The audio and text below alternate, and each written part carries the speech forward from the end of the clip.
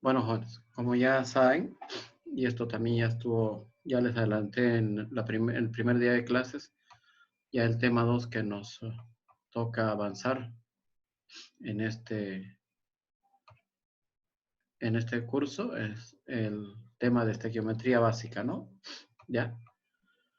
Bueno, ¿cuáles son los propósitos de esta materia? Ya, los propósitos aquí ustedes los pueden ver en la diapositiva. Están mirando, ¿no? La pantalla. ¿Sí? ¿Me Sí, confirman? sí, sí. Bueno, entonces, de todas maneras también se está grabando la clase. Entonces vamos a darnos un tiempo también para colocar todas las grabaciones, las aulas, las clases virtuales en el grupo. Bueno, tenemos entonces, jóvenes, varios objetivos, ¿no? El primero es entender y analizar el concepto de materia, ¿ya? ¿Qué es materia, no? Desde el punto de vista de sus componentes microscópicos. Ya, ese es el primer objetivo de este tema. Bueno, el segundo objetivo es analizar ¿no? Y como estamos hablando de materia, aquí está, ¿no? Materia. Entonces, el segundo objetivo que tenemos que ponernos bien claro es también determinar cómo es que la materia se ha originado. ¿Cuál es el origen de la materia? ¿Ya? Entonces hay una teoría sobre la creación del universo. Si nosotros estamos hablando de materia, entonces en cierta medida estamos hablando de la creación del universo. ¿Por qué? Porque el universo está hecho de materia, ¿verdad? Entonces, una de las teorías que más ha cobrado fuerza en estas últimas décadas es la teoría del Big Bang. ¿Ya? Entonces también es importante entender y comprender un poco. Simplemente es una teoría, no es una ley. Es una teoría porque todavía no se la ha demostrado, pero muchas de las evidencias científicas actuales ya están apoyando justamente la teoría del Big Bang, la teoría de la creación de la materia y del universo. Ya vamos a ver en su momento. El tercer objetivo es comprender y entender el concepto de átomo, ¿ya? Y además sus componentes. Es muy importante para nosotros, ¿ya? Átomo y sus componentes, ¿no?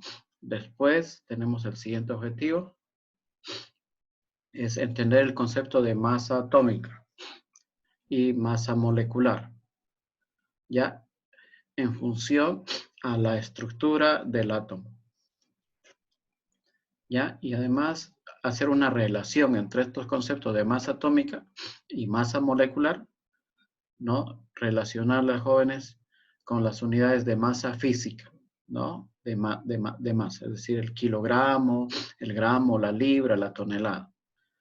¿De acuerdo? Entonces hay unidades de masa física y unidades de masa química, y ese es el objetivo, ese Ya. es el cuarto objetivo.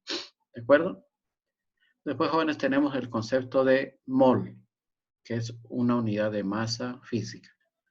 ¿De acuerdo? Es también muy importante que entendamos este concepto y su relación con una constante universal, que es el número de Avogadro.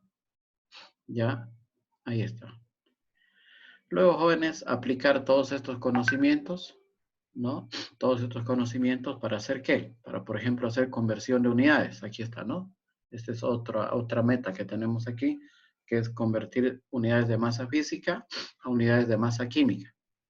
¿Ya? Justamente empleando los conceptos anteriores, ¿no? Y después, jóvenes, trabajar con matemáticas, conceptos relativos a fracción y a proporción.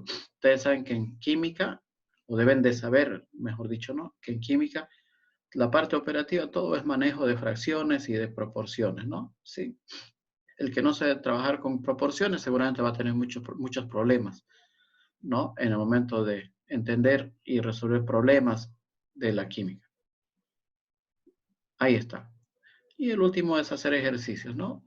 Prácticos, para poder entender y comprender mejor, aplicándolo todos los conceptos anteriores, ¿ya?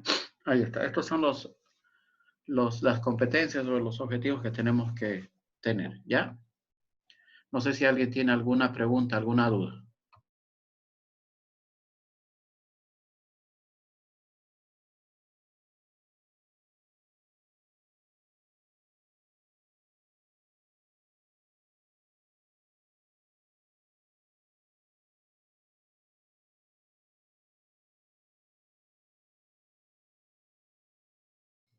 Bueno, jóvenes, como no hay dudas y preguntas, vamos a continuar, ¿ya?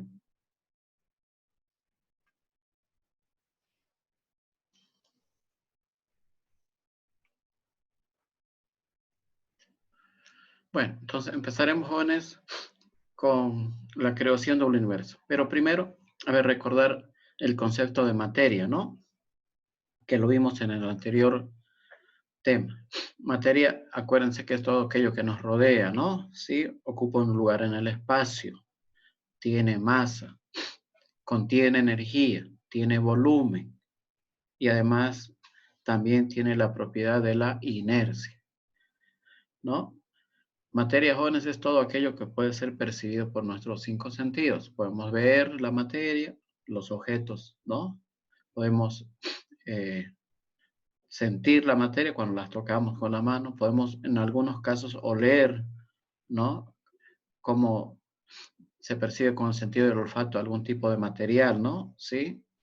Podemos también saborear algún tipo de material y hasta escucharlo, ¿no? Sí, cuando se golpea. Entonces, se percibe con los cinco sentidos. ¿Ya? Todo lo que nos rodea es materia. Nosotros mismos estamos hechos de materia, ¿no? Todas nuestras posesiones materiales son hechos de materia, ¿ya? Entonces, la pregunta es que se hicieron mucha gente hace tiempo, quizás hace demasiado tiempo, desde los griegos seguramente, en que ellos empezaron con la racionalidad científica, hace unos 2500 años aproximadamente, ¿no? Con Demócrito, ¿no? Empezaron a preguntarse qué era la materia y cuál era el origen de la materia. Hoy en día es un tema muy controversial entre los científicos y entre la comunidad científica, ¿no? El hecho de tratar de explicar el origen de la materia. Y si hablamos del origen de la materia, tenemos que hablar irremediablemente del origen del universo. ¿Por qué? Porque el universo está hecho de materia, ¿ya? Hay muchas teorías, ¿no? Que hablan sobre el origen del universo, ¿no?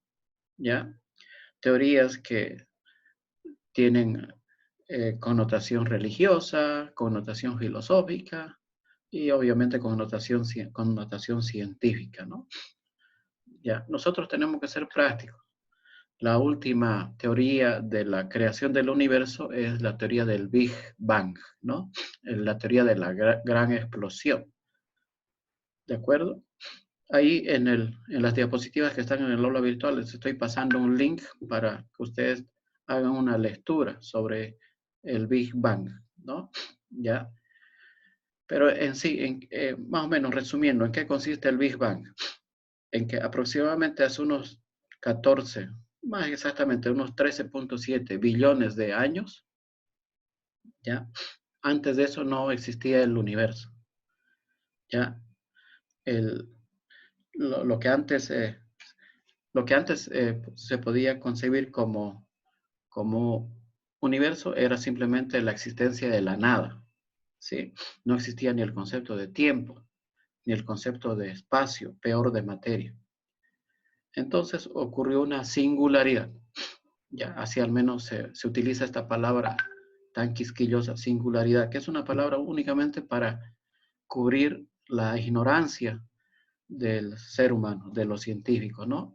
Singularidad. Esa singularidad es un evento especial, un evento misterioso y difícil de explicar, ¿no? Ya esa singularidad consistió básicamente en un desequilibrio de la nada, ¿no? ¿De acuerdo? En donde en una fracción ínfima de tiempo, muy pequeñita de tiempo, ahorita vamos a ver un infograma cronológico, ¿ya? Ocurrió esa famosa singularidad y un desequilibrio de la nada, del vacío, ¿ya? ¿De acuerdo? En donde de un punto infinitamente minúsculo, ya se formó la materia mediante una gran explosión. Una gran explosión. ¿Quién la podrá explicar bien esto? No sabemos, ¿no? A lo mejor el único que sabe esto es Dios nomás. ¿De acuerdo? Bueno, esa singularidad entonces se puede tratar de explicar en el siguiente infograma. Vamos a ver. Si tienen alguna pregunta también, mientras yo voy explicando, me pueden preguntar. Ya, miren, aquí tenemos este esquema, este dibujo, en donde podemos observar básicamente aquí el inicio del universo, ¿no? Justo en este lugar, ¿no? O en esta posición, o en ese lugar, tiempo, espacio, ¿no? ¿Ya? En donde ocurrió esa singularidad. Obviamente, muy inexplicable, no se puede entender, ¿no? ¿En qué consiste esa singularidad? ¿No? Entonces, la gran explosión duró 10 a la menos 32 segundos, ¿ya? Y en 10 a la menos 32 segundos, la explosión, el Big Bang terminó. ¿Cuánto es 10 a la menos 32 segundos?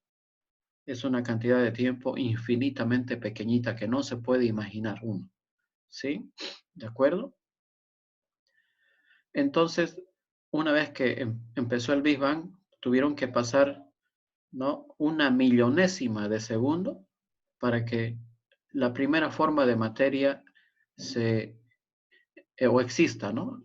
Se manifieste. La primera forma de materia se manifieste en 10 a la menos 6 segundos, una millonésima de segundo, ¿no? Es cuando justamente se forman los protones. O sea que la primera forma de materia presente en el universo son los protones. ¿Ya? Ahí está. Tuvieron que pasar luego 100 segundos después del Big Bang, ¿no?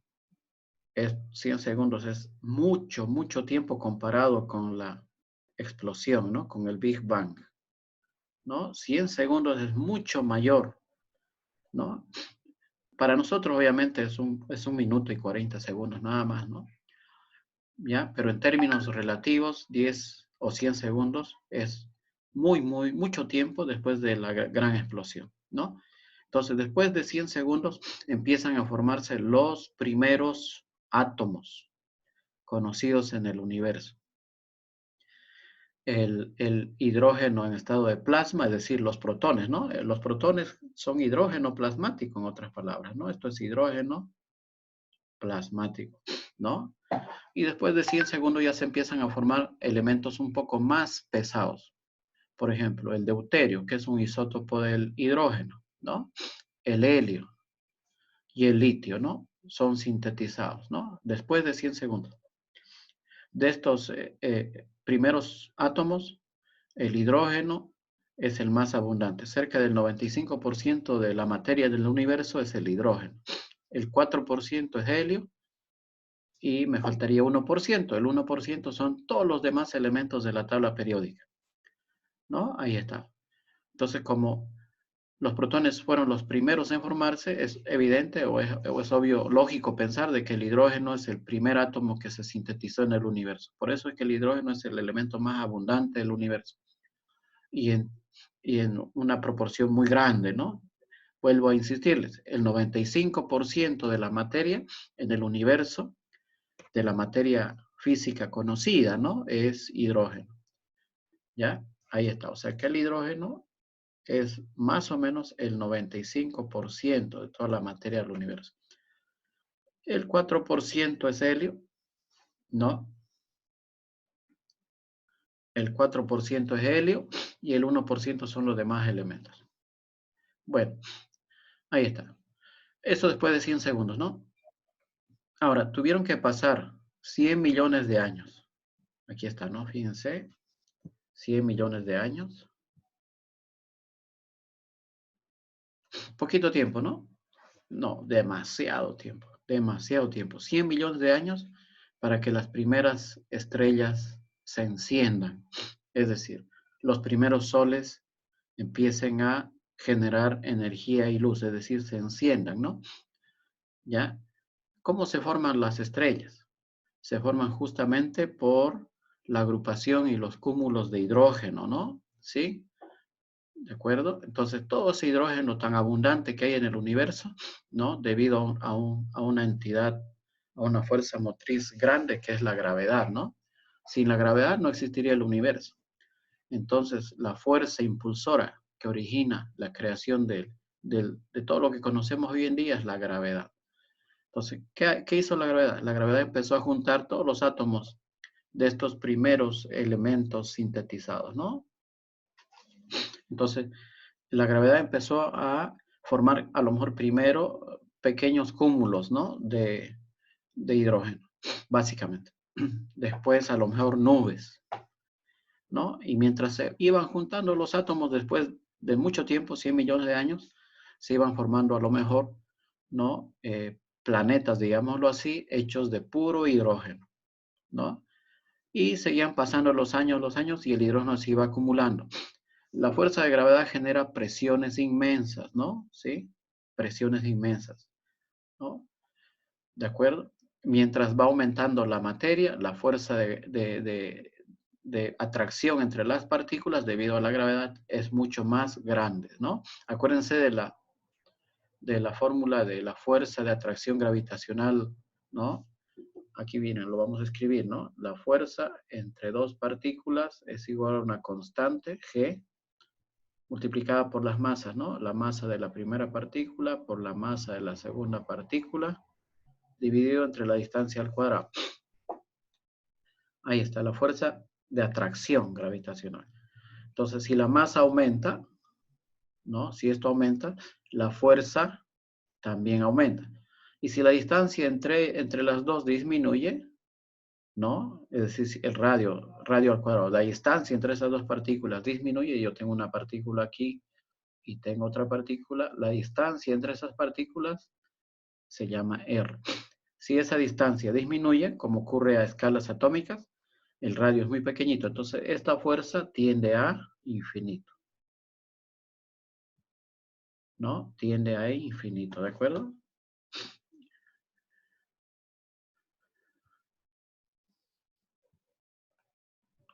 Tiende a infinito. Por lo tanto, la presión que se genera dentro de esos cúmulos de material también es infinita. Ya. Entonces, con el tiempo, esa presión es tan inmensa, ¿no?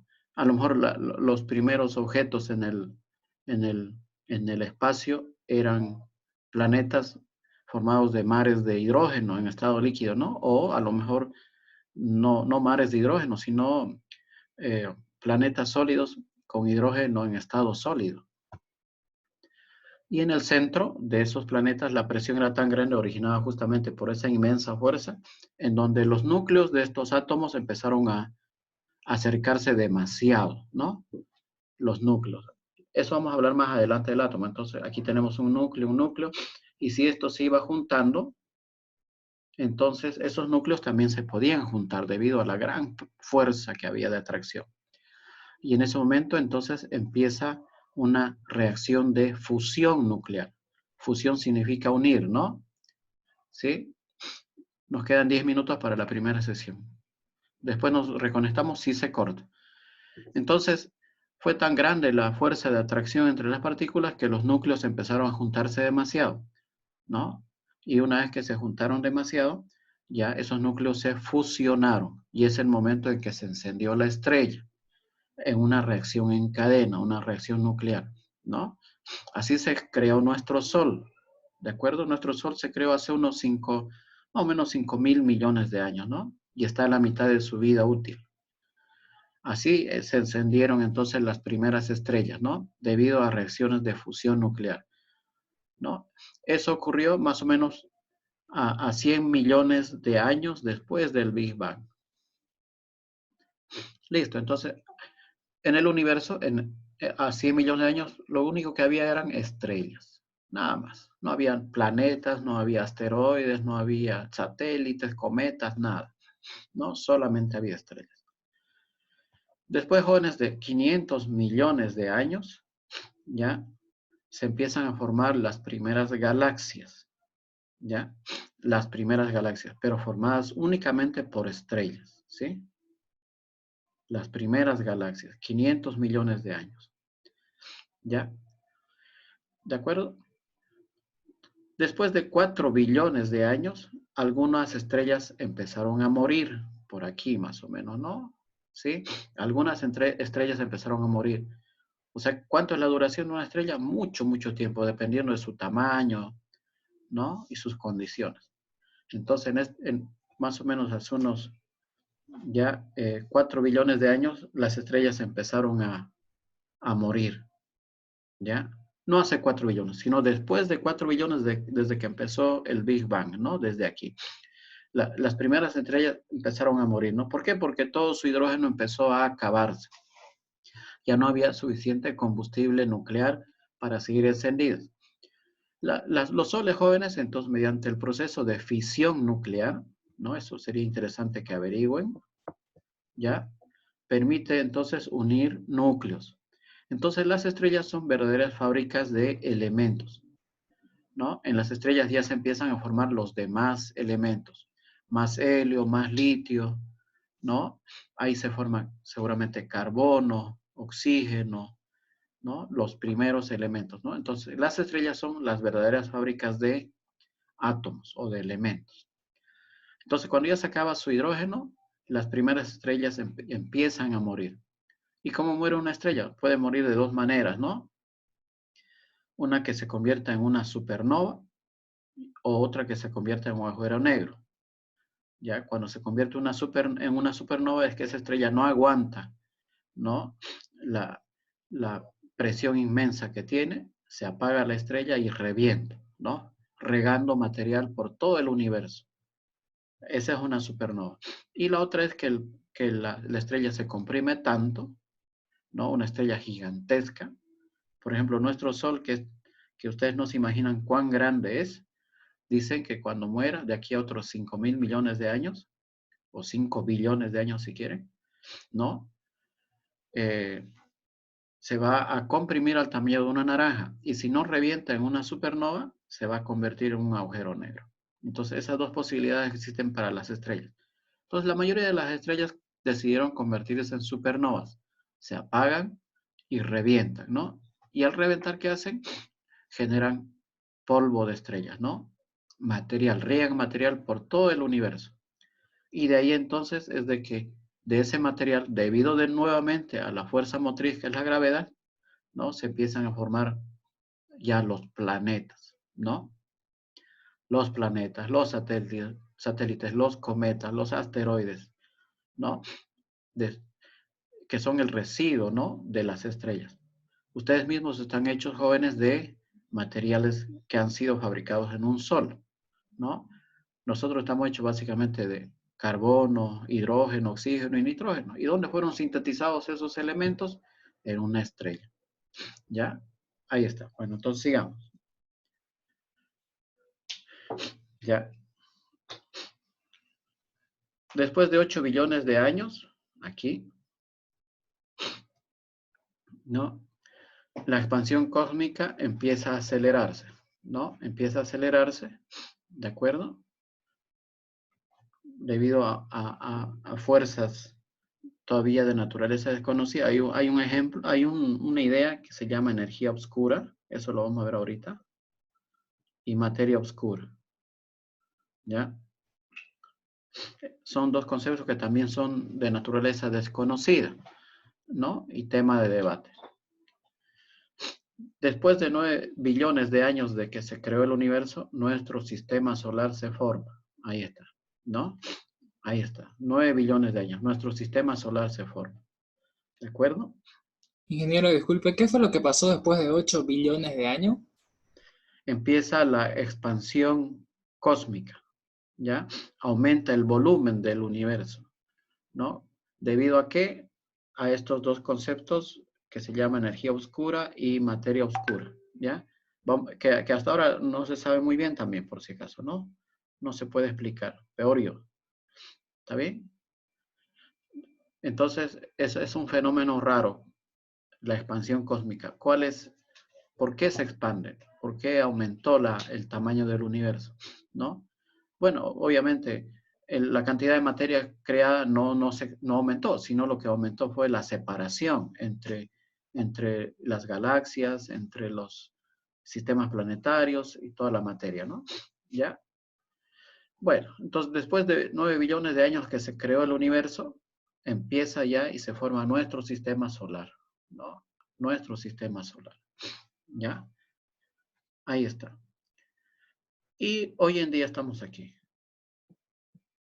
¿no? O sea que nuestro sistema solar tiene esta antigüedad, ¿no? Nuestro sistema solar y nuestro planeta, por si acaso, ¿no? ¿Sí? Nuestro planeta entonces tiene 4.7 billones de años de antigüedad, lo mismo que los demás planetas, ¿no? Mercurio, Marte, Urano, Neptuno, Plutón, Venus, ¿sí? Saturno, Urano, con sus respectivos satélites, el cinturón de asteroides y todo eso, los cometas que hay en nuestro sistema planetario, tiene 4.7 billones de años de antigüedad, ¿sí? ¿De acuerdo? 4.7 billones.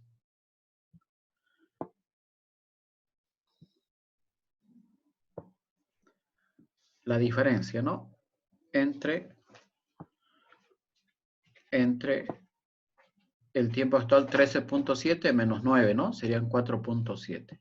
¿Ya? Entonces, esta es la edad de nuestro sistema solar. Y posiblemente también la edad de nuestro Sol. Casi 5.000 millones de años, ¿no? Como les dije. ¿Ya? Ahí está. ¿De acuerdo? Y estamos hoy en día aquí, ¿no? Aquí. Es decir, que se presume que la antigüedad del universo es de 13.7 billones de años, ¿no? No se olviden que 1 billón de años es 1.000 millones, ¿no? Es demasiado tiempo, ¿no? 10 a la 9 años. Bueno, ¿qué es lo que nos depara el futuro? Entonces también sería bueno ver qué es lo que va a pasar en el futuro, ¿no? Ya. Miren, se calcula que entre 15 billones a 20 billones de años, ya, las Va a colisionar los... van a colisionar, ¿no? Las órbitas internas de nuestros planetas pueden desestabilizarse, dice, ¿no? ¿Sí? El Sol, nuestro Sol se puede antes de apagarse, ¿no? ¿Sí? Antes de apagarse, se va a convertir en una enana blanca, ¿sí? En donde la intensidad de la luz y la radiación que emite empieza a disminuir, ¿no? ¿De acuerdo? Y también puede suceder que la galaxia más cercana, nosotros estamos en la Vía Láctea, ¿no? Esta es nuestra galaxia, la Vía Láctea. Y hay una La galaxia Andrómeda cercana, es cercana. Andrómeda, ¿no? ¿Sí? Entonces, en el futuro puede ser que estas dos galaxias se puedan colisionar, ¿no? Se puedan juntar y pueda haber un pandemonium, ¿no? De más o menos a unos 15, a unos 20 billones de años, ¿no? Es decir, de aquí más o menos a unos 1.3 billones o quizás 6.3 billones, ¿no? Por eso dice entre 15 y 20. Puede suceder todo esto, ¿no? ¿De acuerdo? Sería el verdadero fin de nuestro universo conocido, ¿no? Sí, imagínense que las dos vías, las dos galaxias